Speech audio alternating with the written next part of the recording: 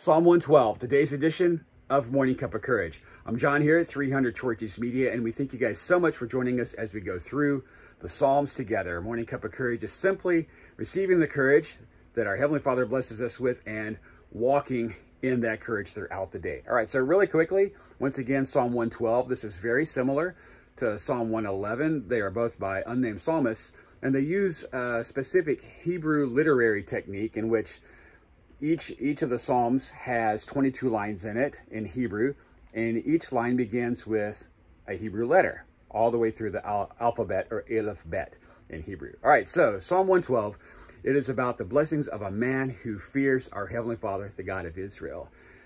And he will be wealthy, his house will be wealthy, and he will delight in his commandments. And that is what I am specifically meditating upon, Torch Tribe. It's either in verse 1 or 2, delighting in our Heavenly Father's commandments. Now, what is interesting about this is that in the Hebrew word for commandments and connect are very similar. There's a similar thought pattern in this, Torch Tribe. So what I'm looking at as far as commandments go, delighting in our Heavenly Father's commandments is we are delighting and connecting with our Heavenly Father, ways in which we can connect with Him. And so to me, it's not necessarily a list of do's and don'ts, but rather ways that we can intimately connect with our Heavenly Father. And that's what I am meditating upon, Torch Tribe, especially loving our Heavenly Father, loving our neighbor as ourselves. All right, so that's it for today's edition of Morning Cup of Courage. I hope you guys can connect with our Heavenly Father this blessed day. Be amazingly blessed. Shalom.